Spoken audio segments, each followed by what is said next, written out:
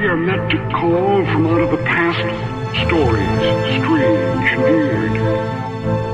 Tales of mystery and terror by radio's masters of the macabre. Stories of the supernatural, the supernormal, dramatized fantasy, the mystery, the unknown. We tell you this frankly, so if you wish to avoid the excitement and tension of these imaginary plays, we urge you calmly, sincerely, to turn off your radio now.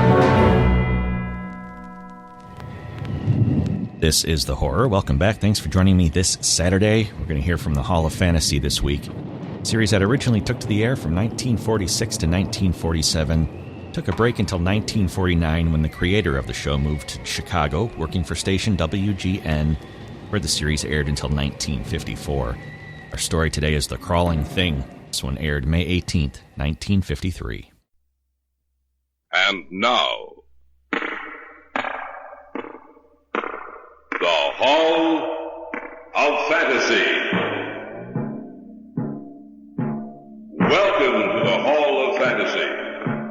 Welcome to the series of radio dramas dedicated to the supernatural, the unusual, and the unknown. Come with me, my friends. We shall descend to the world of the unknown and forbidden, down to the depths where the veil of time is lifted, and the supernatural reigns as king.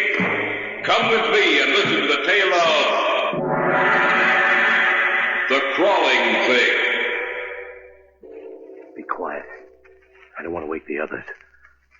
Look at the cage. What do you mean? The mouse. What happened to the mouse? Let's go over to the cage. The spider, it's doubled in size again. I know. The mouse is gone. Now, look at the partition between the two pens. But there isn't any partition. That's right. And I don't think the partition slipped down between the two cages. I think that the two holders for it were opened and then the partition slipped down. But that means you're endowing the spider with intelligence. Yes, that's right. Remember what I said earlier? What would happen if the yes quantity also enlarged the ability of the brain to think?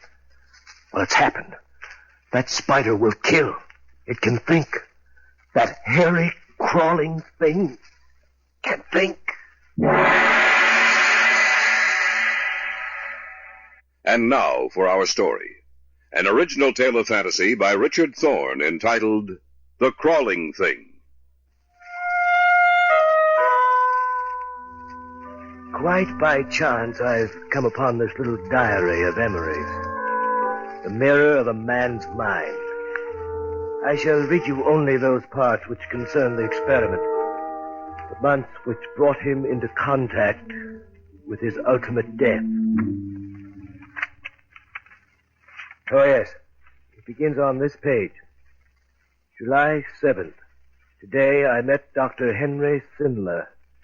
I've always recognized him to be one of the greatest research men in this field. I applied for the position of his assistant.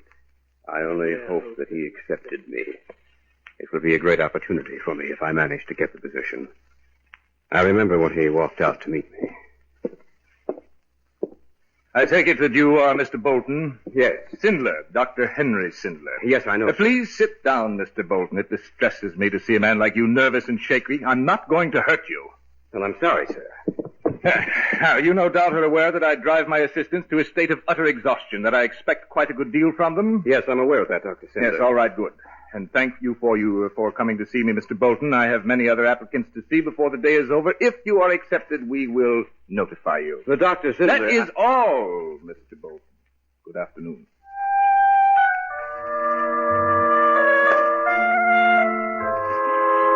July 11th. I was accepted.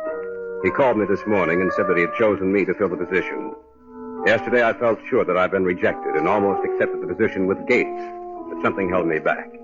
I am to see him tonight for dinner. This is Donna Atwell, Mr. Bolton, another member of the research team. How do you do? It's a pleasure to meet you, Miss Atwell. Will you join us in the martini? Yes, certainly. The laboratory up in the mountains should be completed by the end of this month. I have a few things to clear up here before we start on this new research. I imagine you're willing to live with me and the rest of my staff? Oh, yes, by all means, Dr. Sindler. Yes, excellent. I'm very interested in knowing what we're going to do. Tell him, Donna. Dr. Sindler is endeavoring to discover a method by which he can make plants and animals larger Larger? Yes, Emery. Well, how? Every living thing, be it plant or animal, gives off electricity to a greater or lesser degree. By means of the electroencephalograph, science has already discovered the human brain gives off small microvolts of electricity. When a man becomes angry, this charge is strengthened. With the increased flow of electricity, his physical strength is also increased. Dr. Sindler is looking for the chemical which is released into a man's body, along with adrenaline, which gives a man this added strength and which also increases the microvolts of electricity. I see. Your cocktail. Allow me to propose a toast to our work together. May we have success.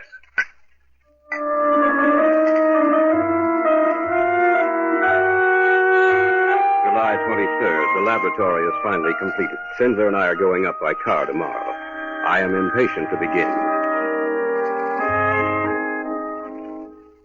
July 24th. We arrived shortly after noon today. I'll take you on a tour of the building later, Emery. Now I want you to meet the others. Donna, will you and Dr. Henderson come into my office, please? Yes, Dr. Sindler. Besides the four of us, the only other persons in the building are the cook and janitor. I dislike having too many people engaged on one problem. You understand, of course. Certainly. Miss Atwell and Dr. Henderson have been my colleagues on several other occasions. Well, the building is perfect, Henry. Yes, Henry, they've certainly given us everything to work with this time. Emery Bolton, this is Dr. Paul Henderson. You already know Miss Atwell. How do you do? Glad to have you with us, Bolton. Emery, you are to work on the effects of the unknown chemical which is released into the body at moments of anger or peril along with adrenaline. I shall try to isolate the chemical. You are to discover what effect it has upon the nerves and brain.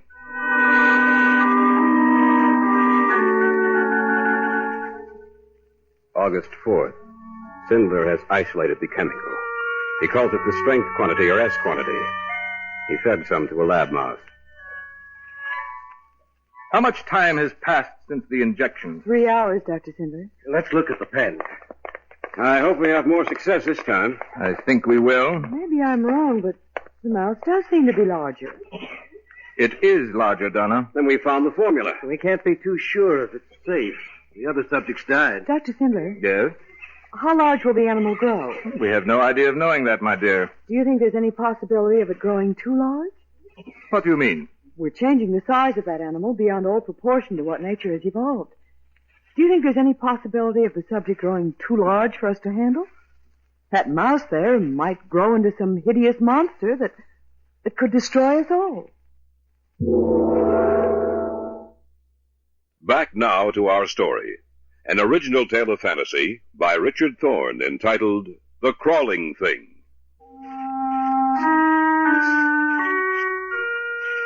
I'm here in this seemingly deserted laboratory. In my hands, I hold the diary of Emery Bolton. Though there's nothing in his words that should cause me to feel any alarm, still there's something I feel that causes me to look back over my shoulder into the shadows. I continue with the diary. August 5th. The animal is 3 times its normal size.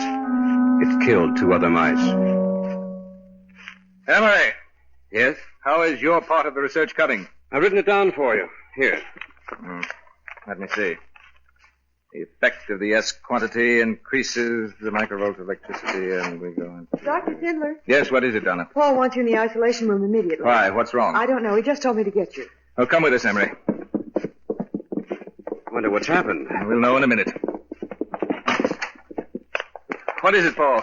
Henry, the mouse died a few minutes ago. What? Yes. As you know, the S quantity has an immense effect on metabolism. I imagine the animal wasn't able to stand the strain. What are we going to do? We'll try it again. Failure may mean nothing. Perhaps the animal was sick.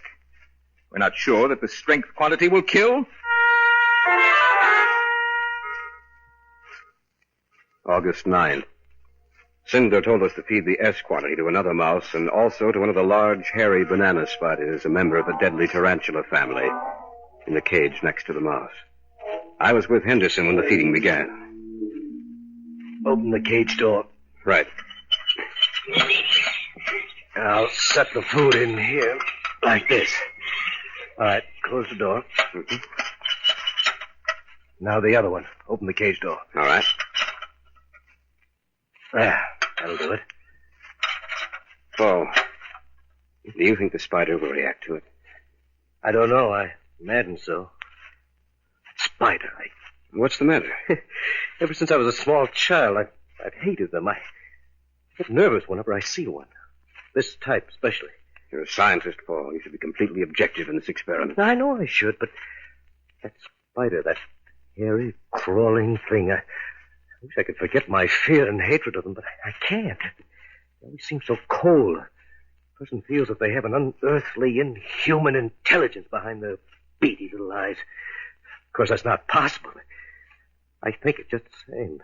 I wonder if the S quantity will also increase the size of the brain.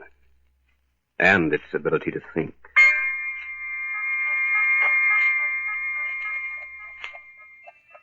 Still, August 9th, 4 hours later.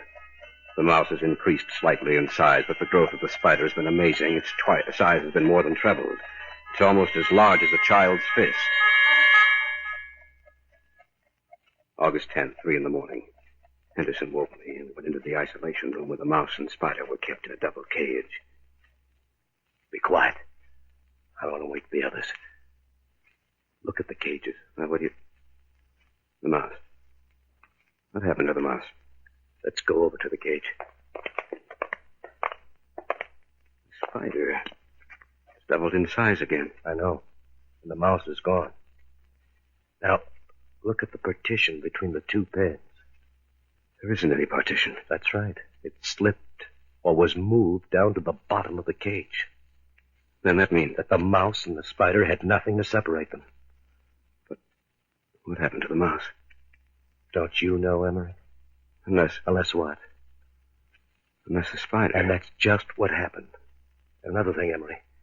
I don't think the partition slipped down between the two cages. I think that the two holders for it were opened and then the partition slipped down. That means you're endowing the spider with intelligence. Yes, that's right. Remember what I said earlier? It would have happened if the S quantity also enlarged the ability of the brain to think. Well, it has happened. That spider will kill. It can think. That hairy, crawling thing can think.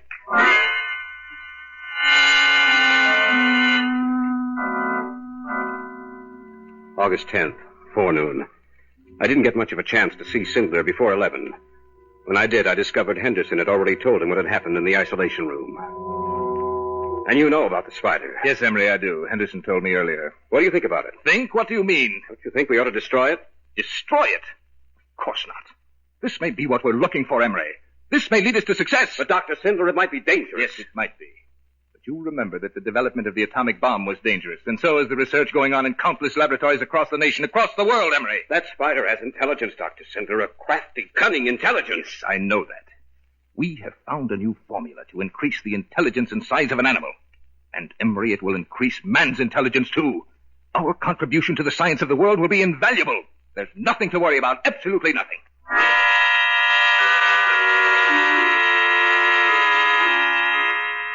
August 15th. The spider has grown so large that it cannot be kept in the cage anymore. The isolation room is its pen now. It has the run of the entire room. It's as large as a large dog. I must admit that every time I enter the isolation room, I'm nervous lest that thing should attack me. But it generally stays over in one corner of the room.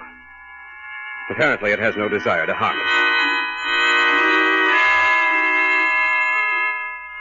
August 25th. Donna and I had taken a stroll outside the laboratory.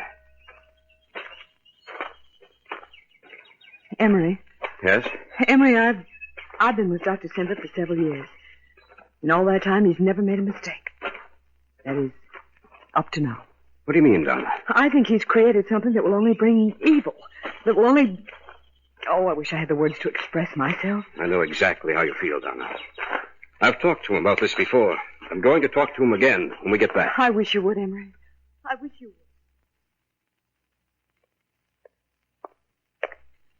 What are you doing in here, Emery? I want to talk to you, Dr. Sindler. Can't it wait till later? No.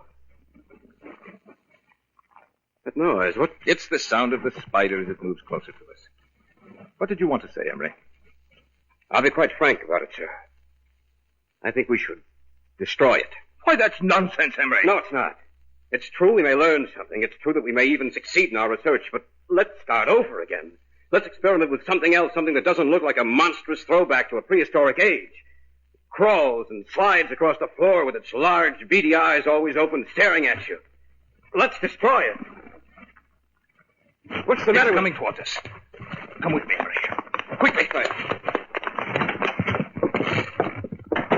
The creature. It was crawling towards us. I wonder if it can understand us. I wonder if it knows what we're saying. Either that or it sensed that I was urging its destruction. Maybe I'm wrong, Henry. But I feel there's something malevolent about that spider. I get the feeling that it's waiting for the right moment. Waiting for the time when it will kill us. Back now to our story. An original tale of fantasy by Richard Thorne entitled The Crawling Thing.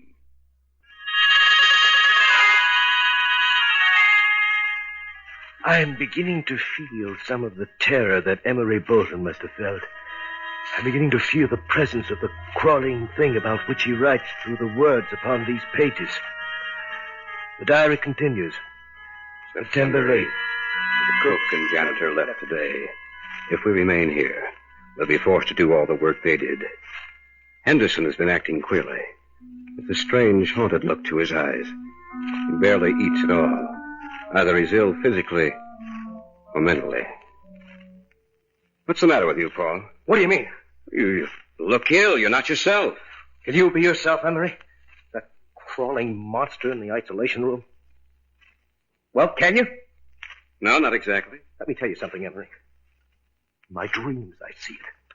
My dreams in the dead of night. I see those beady eyes looking for me, trying to pierce the darkness. And I feel drawn to it, as if it hypnotizes me. And I feel that I'm caught in its web, just like a fly, Emery. Just like a fly. It's only your imagination. I'm not insane, if that's what you think. I'm quickly being driven there. Did you ever look at those eyes for any length of time, Emery? Did you ever see the hatred and loathing and evil mirrored in them? I'm not imagining it. I see it. When the opportunity comes, I'm going to destroy it. Sinler or no Sinler, I swear to you, I'll kill it.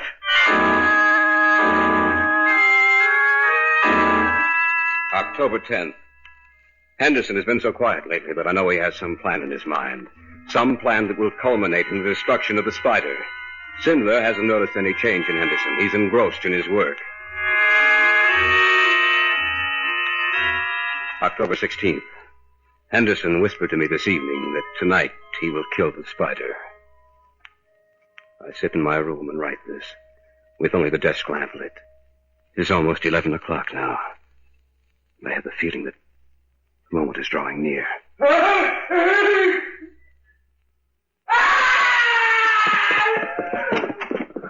What happened? I don't know. I think we may find the answer in the isolation room. Come with me. You don't mean that Henderson went in there alone? I'm afraid he did. But that's against all my orders. Why would he want to go in there? Let's kill it. What do you mean? He hated and feared the spider. We'll see what happened right now. Here's the key. We don't need it. The door's open. Turn on the light. Good heavens. Back! Back to the other side of the room. It seems to understand you, Dr. Sid. Probably from the tone of my voice. Now, to examine Henderson. He's dead. Dead? Yes. After all, in the spider's original size, the poison could kill a man. Here, give me a hand. Help me get him out of here. All right. Look out! The spider's coming towards you. Help me with Henderson. Hurry! All right. Come on, let's get out of here. Hurry, hurry! Lock the door, Donna. Yes, of course. I don't want that thing to get out of that room. Don't you think we should destroy it? No! Henderson was a fool. He went in there to kill the spider. I think the spider sensed it. That's why Henderson's dead. We are still going on with the experiment.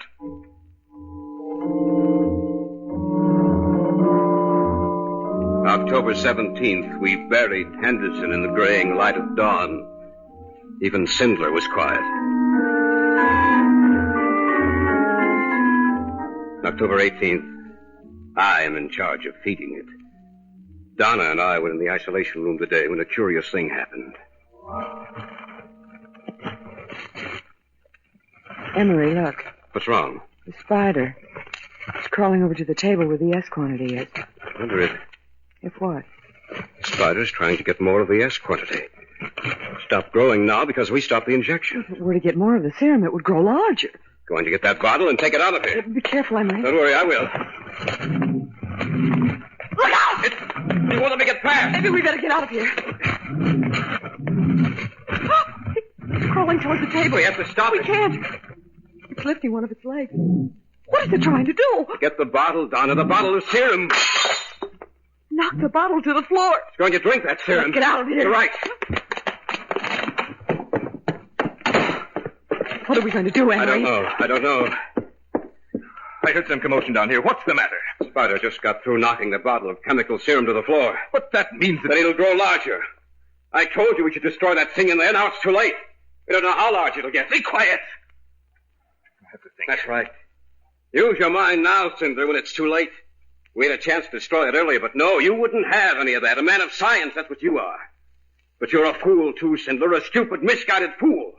That thing in there can kill us all. What the hell? It's trying to break the door down. We'd better barricade that door. If we don't, it'll break it down in a matter of seconds.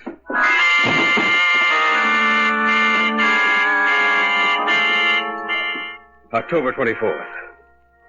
6 terrifying days have passed. That creature in the isolation room is out of all proportion.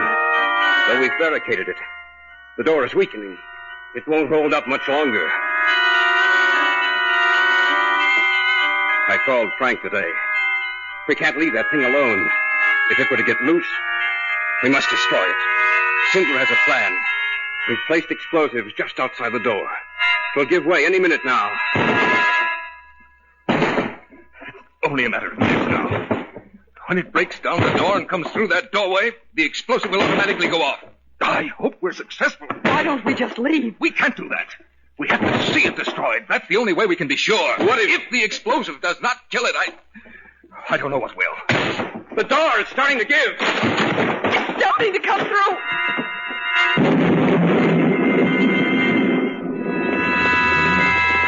Ah! It wasn't her.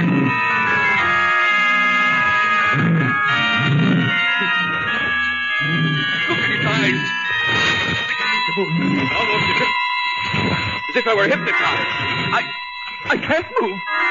It's so close to me. Look out! Look out!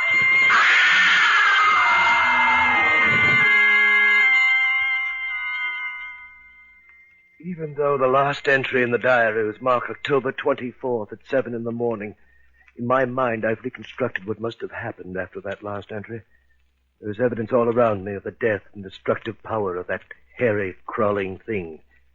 It must have left the building after what happened. I'd better get back to the city and notify the... In front of me. Something so large. Gigantic eyes. Looming up at me. I can't move.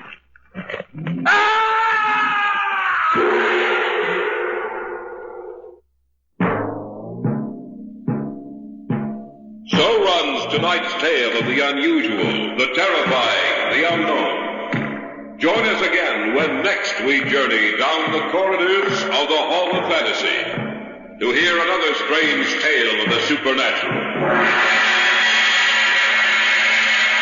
All characters and events portrayed in these programs are fictional, and any similarity to actual events or persons, living or dead, is purely coincidental.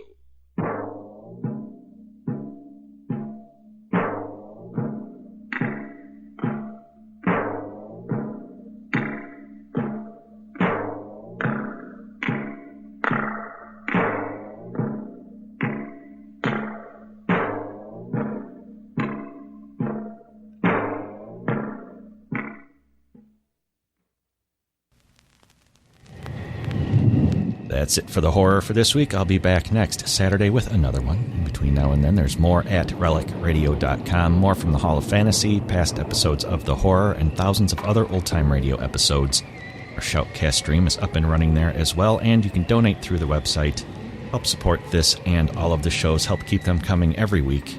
Your support makes it all happen. Thanks to those who have helped out. Thanks for joining me today. Be back next Saturday with another episode of The Horror.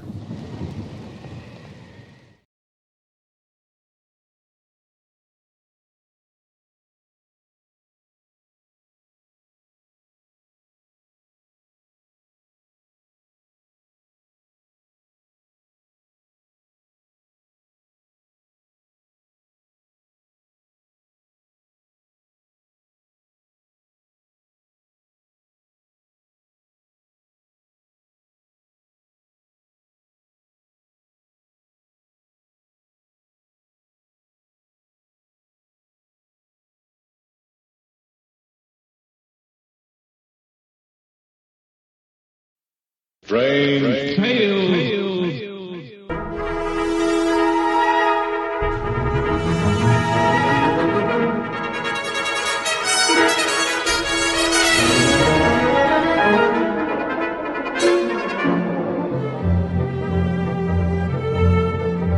RelicRadio.com presents tales of the strange and bizarre, the weird and the wicked. Stories not necessarily of the supernatural, but of the unnatural.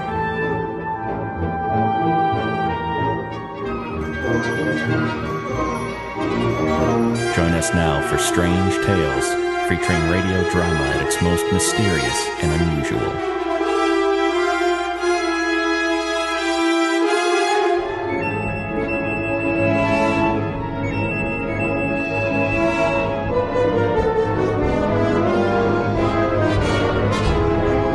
This is Strange Tales. Welcome back. Thanks for joining me this Sunday.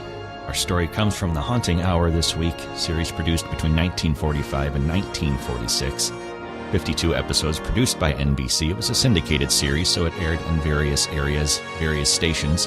Our story today is from July 13th, 1945. It's titled The Thought.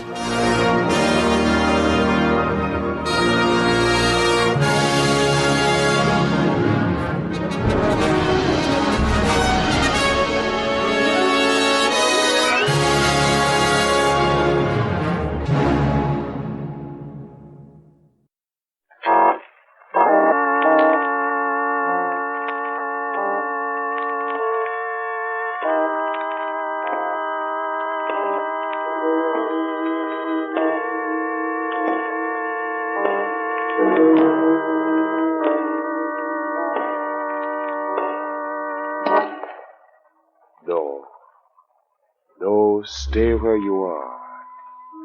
Do not break the stillness of this moment, for this is a time of mystery, a time when imagination is free and moves forward swiftly, silently.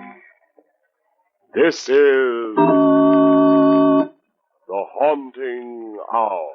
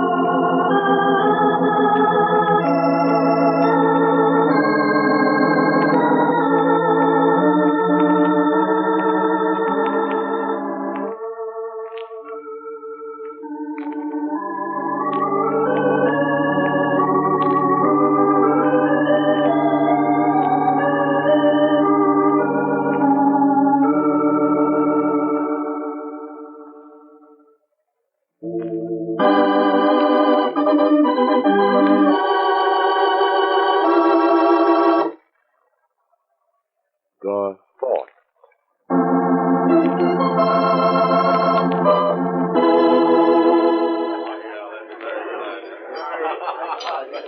Ladies and gentlemen, For your pleasure and amazement, the 78 Club presents the great Marlowe, the mental marvel.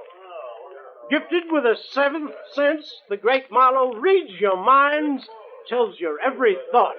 Now, let me warn you, if you have a secret you don't want him to know, just don't think about it. Presenting the great Marlowe. Thank you. Thank you. Frankly, I can't explain the performance you're about to witness. Science, without explaining it, calls it telepathy. Thought transfer. I call it hokum. The gentleman says it's hokum. Maybe. We'll see.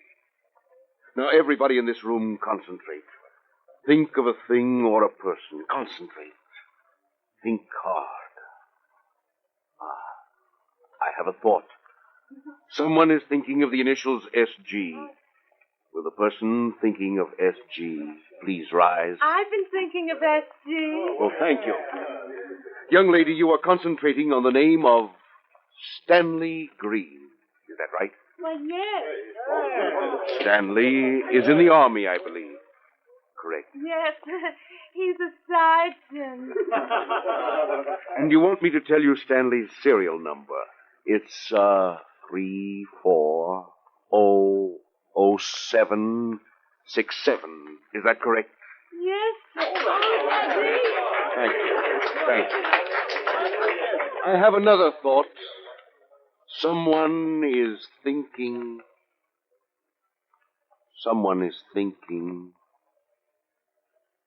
Ladies and gentlemen, please bear with me a moment. I'll have to stop this performance.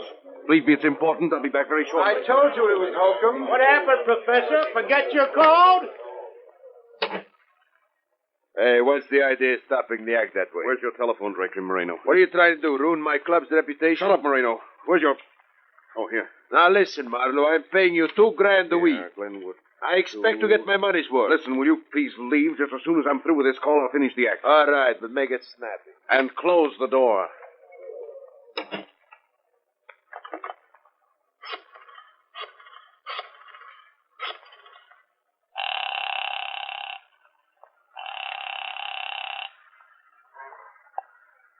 Hello? I should like to speak to Helen Thornton. This is Mrs. Thornton. Helen Thornton? Yes. Who's this? My name is Marlowe. I'm a telepathist performing at the 78 Club. A few moments ago, during my act, I received a thought that is vital to you. Are you alone? Yes. Do as I say, please. Lock all your windows and doors. Allow no one in under any circumstances Is this unless... someone's idea of a practical joke? No, Mrs. Thornton. This is no joke. Someone here in this nightclub is planning to kill you.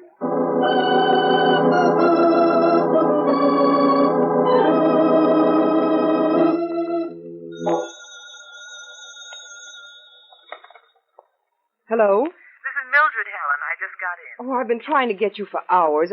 I know it's very late, but could you come over? Helen, what's the matter? Oh, Mildred, I'm so frightened. I'm alone here. Where's Jack? Well, he's out of town, and it's Marie's night off. Mildred, I don't know what to do. What's wrong? You sound Mildred, will you come over right away, please? You can spend the night. Oh. Helen, what happened? What's wrong with you? Oh, Jack. Helen, are you all right? Look, I'll be right over. No, Mildred, it's all right now. Jack's come home. What was the matter? I'll speak to you tomorrow. All right. Good night.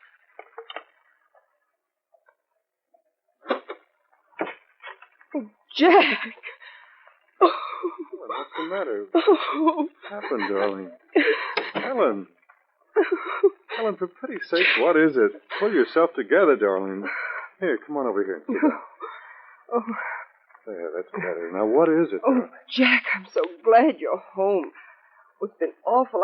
I didn't expect you, and when I heard the door... Well, I finished my business in New York sooner than I'd planned. I would have wired, but I thought I'd surprise you. I met Fred Hamilton on the train coming home. Remember the buyer from St. Louis? He stopped off for a drink downtown. Oh, but Jack, you should have called me. As a matter of fact, I did try to phone you around 11. I tried to get you just as we were leaving the 78 Club. The 78 Club? You were there? You... Well, what is it, darling? Well, nothing.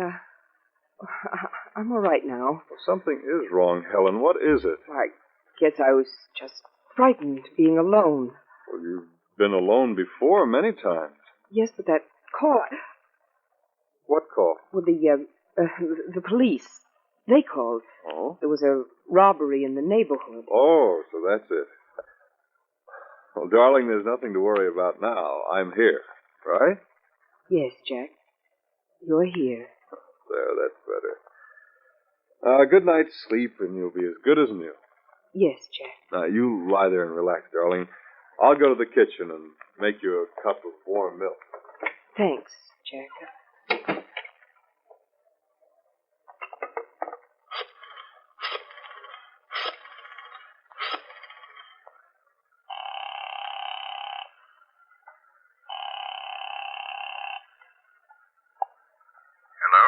Paul, it's Helen. Didn't you get my message? I called twice. Yes, but I just got in. I thought you'd be asleep by now. Paul, you must help me. Please, Paul, there isn't much time. Helen, what's the trouble? He's going to kill me. What are you... Jack's going to kill me, Paul. He came tonight. Helen, what are you talking about? Paul, you must believe me. Now listen, Helen. You've probably had a bad dream.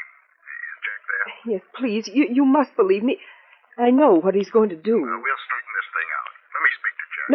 No, you mustn't. Please, listen to me. He's coming now. You'll never see me again, alive. Goodbye, Paul.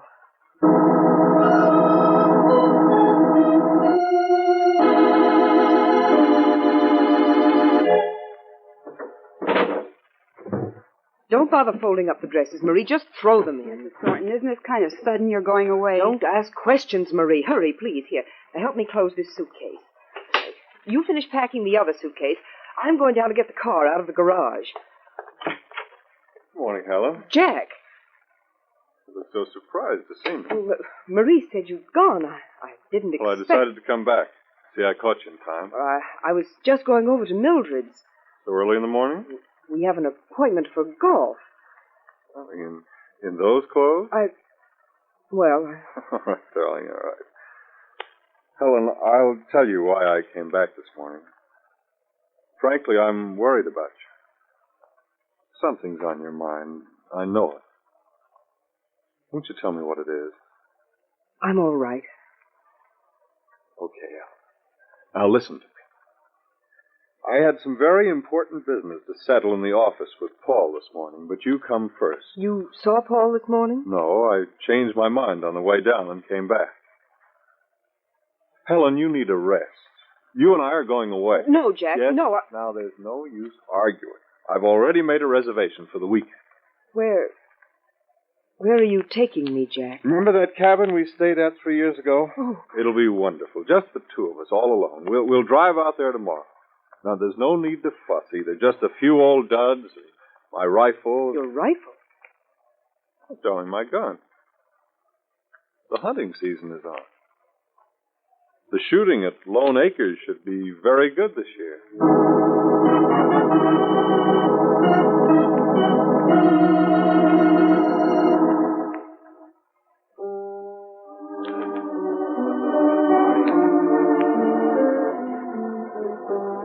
Now, Helen, what's this all about? Paul, I had to see you. Yeah, but why here at Luigi's all the way across town? It's safer here. What's gotten into you?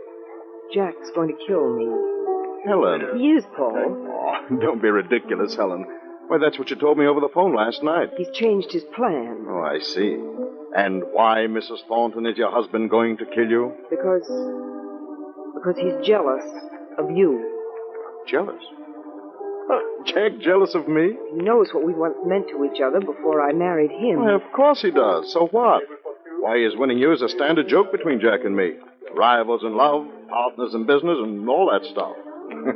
Come on, snap out of it. I think I'd better talk to Jack about you. No, Paul, you mustn't. Promise me you won't. Oh, all right, Helen, if you say so. Jack's taking me to Lone Acres tomorrow for a rest, he says. Good. It's just what you need, Helen. I'll never come back alive. No, Helen, get hold of yourself. Everything's all right. Your imagination's overworked, that's all. You should go to Lone Acres for a rest. It'll do you a world of good. All right, Paul, I'll go. But I'm so frightened. So frightened. Paul will be alone, and he'll have his gun.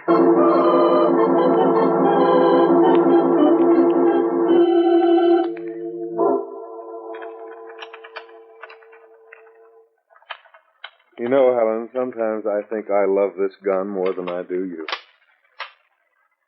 There, it's okay now. Clean as a whistle and fit for the work at hand. Say, look, the fog's lifting. You can see clear across the valley. No, we'll get in some hunting today after all. Helen, what's the matter? You haven't said a word since breakfast. I'm all right. I've been wanting to finish this story. The Golden Goblet Murders.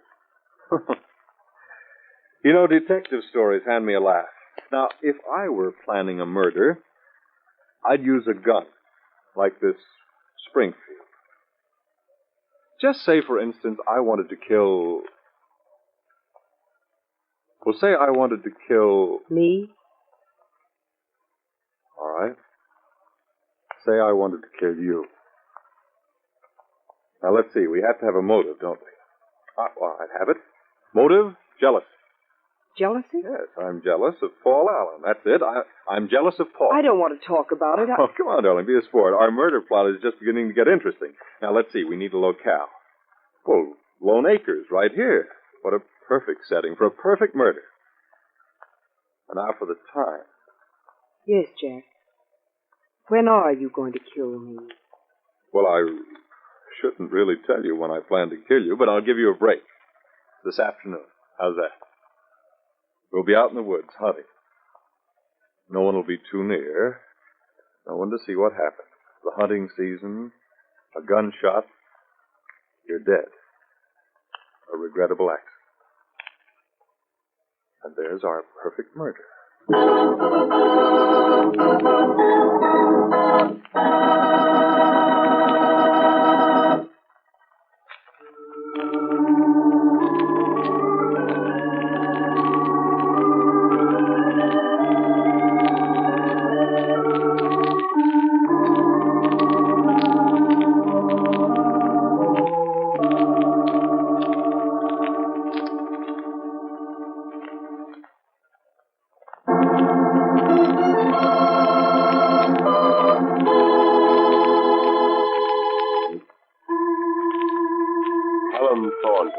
Discovered that someone wishes to murder her. A mental telepathist performing at a nightclub read the thought from among the guests. Later, Helen was shocked to learn that one of the guests present in the nightclub was her husband, Jack. She fears that he might want to kill her because of his jealousy of Paul, a former suitor. Her anxiety is heightened when her husband suggests that they go away for a weekend to Lone Acres, an isolated hunting lodge. Once there, Jack tells her it's a perfect setting for a possible perfect crime. Her murder. A hunting accident in the woods.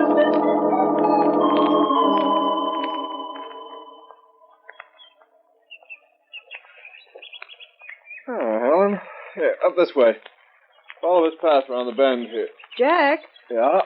Would you mind if I went back to the cabin? Well, there's a clearing up here, darling. We'll stop for a rest. Helen? Yes? I'm going to circle this hill. You wait right there for me, will Jack? you? Jack, please don't leave me here alone.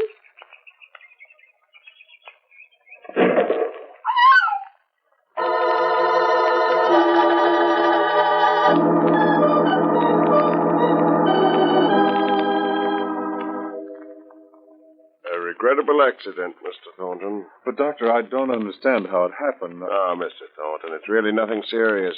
Just a shoulder flesh wound. Your wife's perfectly all right. Well, when may I see her? Right now. We'll go in right now. She's asleep. Go ahead, wake her up. She'll feel better knowing you're here. Helen. Helen, darling. Hmm? It's me, Helen. Jack. Mrs. Thornton, it's your husband. Doctor, get him out of here. He's going to kill me. Please, Doctor, you must save me. Mr. Thornton, perhaps you'd better leave the room for a while. All right, Doctor. I'll wait outside.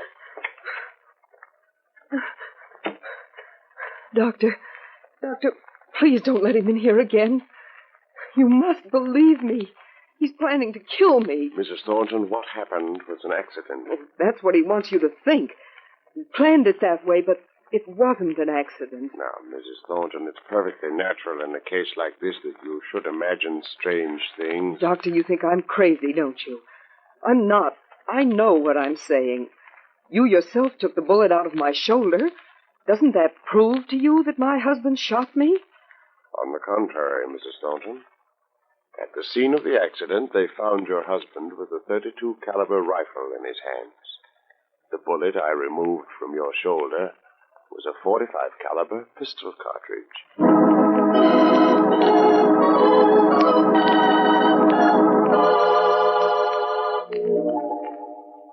Marie! Marie! Yes, Mrs. Thornton, I'll be right up.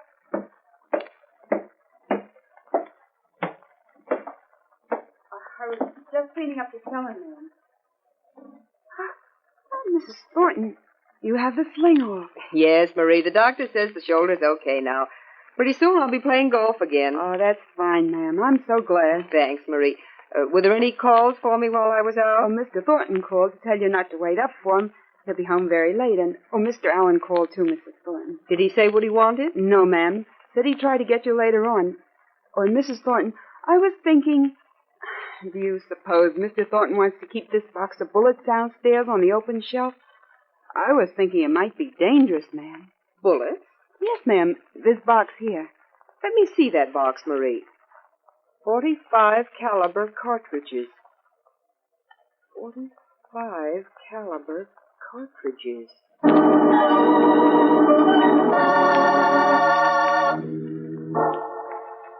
the scene of the accident, they found your husband with a .32 caliber rifle in his hands.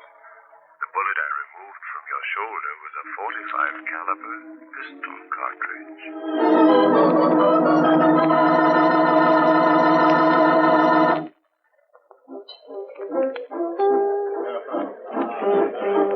Good evening. Have you a reservation, madame? No, I've come to see the great Marlowe. Yes, madame.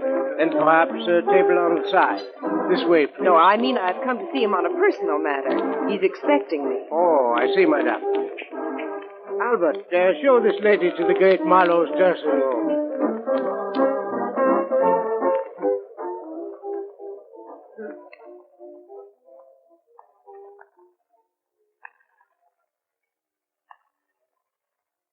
When the doctor told me about the bullet he removed from my shoulder, I thought it was all a terrible mistake. I was even too ashamed to explain to Jack why I'd acted the way I did. But now, Mr. Marlowe, I'm sure that what you told me over the phone that night is true. Someone is really planning to kill me. Are you my sure? Husband. Are you sure the doctor said it was a .45 caliber cartridge? Yes, a .45 caliber cartridge, just like these that Marie found in the basement. Does your husband have a pistol? Well, I think so. He keeps his guns locked in a case. He has the only key. Mr. Marlowe, he tried once and failed. He'll try again. You must help me. All right, Mrs. Thornton, I'll do all I can. Where is your husband now? He's out on business. He'll be home late. Then we'll have to work fast. Now, let me see. I go on again at 9 o'clock. I want you to go home immediately and find some way of opening the case in which your husband keeps his guns. I'll call you just as soon as my act is over. Mrs. Thornton, if you can find a .45 caliber pistol in that case, I think we can put an end to this affair.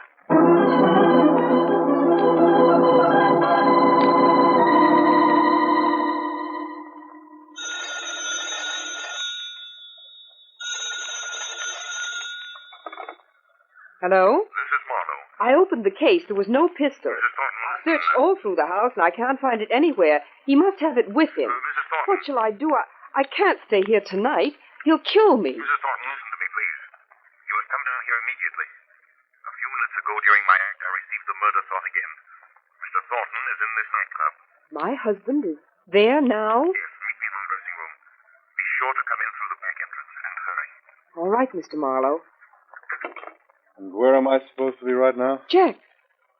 But, Jack, he said you were standing there all the time. You heard everything. Enough. It's not you. Well, then who is it at the 78 Club? Me? 78 Club?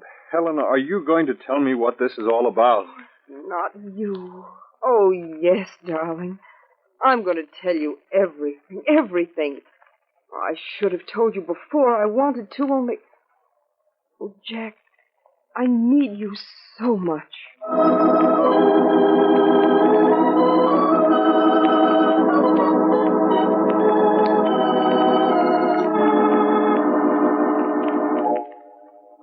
Now, look here, Marlowe. I want to get to the bottom of this. But Mrs. Thornton and I have told you everything. Yes, well, then explain to me why at the very moment I was standing in my own home listening to my wife talk to you on the phone, you were telling Mrs. Thornton that I was sitting in this nightclub planning to kill her. Oh, don't you see, Helen, this man's a cheap trickster. Well, he's never even seen me before. Why didn't you come to me when this all started, darling? Jack, I was afraid. Because she thought you were the one, and so did I. That's why I assumed it was you sitting out there. Of course, I never saw you before you entered my dressing room a few minutes ago. You see, Mr. Thornton, I have a telepathic mind, not a magic eye. I know what your wife and I have told you is hard to believe. I don't know what your game is, Marlowe. But I'll find out soon enough. Come on, Helen, we're going to police headquarters. That won't be necessary, Mr. Thornton. The police know about this. I told them. What? The police are here now in this nightclub. Mr. Thornton, whether you believe it or not, your wife's life is in jeopardy. Someone in this club now is planning to kill her. Perhaps this will convince you. You own a .45 caliber pistol with a serial number 75682. What? Yes, that's right. That's the pistol I reported as missing. Yes, I know. The police told me tonight. Jack, why didn't you tell me? Well, darling, you've been so upset lately, I didn't want to cause you any more anxiety. That pistol is, in all likelihood, the same weapon that was used up at Lone Acres in an attempt on your wife's life. Mr. Thornton, that pistol was brought to this club tonight by the person who is planning to kill your wife. The police found it concealed in an overcoat in the hat check room. Whoever claims that coat is Mrs. Thornton's intended murderer. Oh, why should anyone want to kill her? Who can it be? You'll soon find out. Mr. Thornton, do you recall the night you were in this club? The night I first received the murder thought? Yes. That night, did you see anybody here, or were you with anyone who knows both you and Mrs. Thornton very well? Let me see. Well, yes. No, it couldn't be. Pardon me, please. We got him, Mr. Marlowe. Here he is. Will you bring him in, Inspector? All right, you. This way. Mrs. Thornton, your intended murderer. Oh. That's right.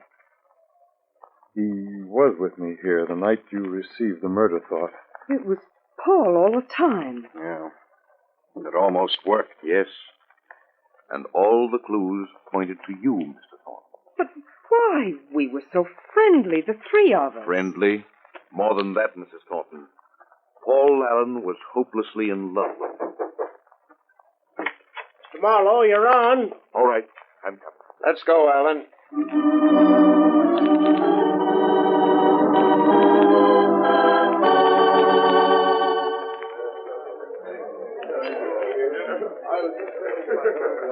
And now, ladies and gentlemen, the 78 Club presents the great Marlowe, the mental marvel. He'll read your mind and tell your every thought. But let me warn you, if you have a secret you don't want him to know, just don't think about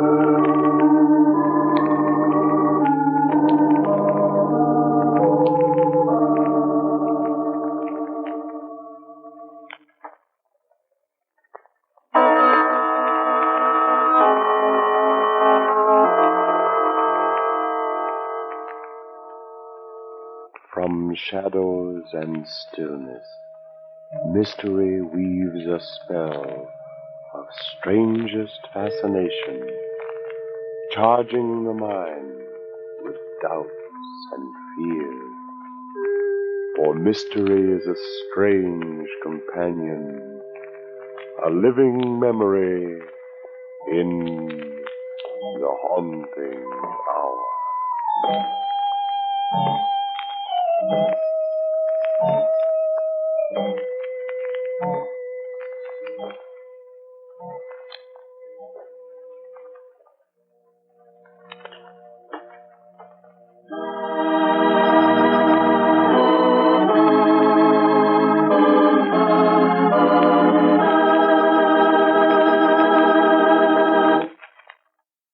That's going to do it for Strange Tales for this week. I hope you enjoyed today's show. You can find more from The Haunting Hour at relicradio.com, alongside thousands of other old-time radio episodes, our Shoutcast stream. And if you'd like to help the whole endeavor, visit donate.relicradio.com or click on the donate link. Your support is necessary. It's how this is all made possible. My thanks, as always, to those who have helped out. Thanks for joining me today. Talk to you again next Sunday with another episode of Relic Radio's Strange Tales.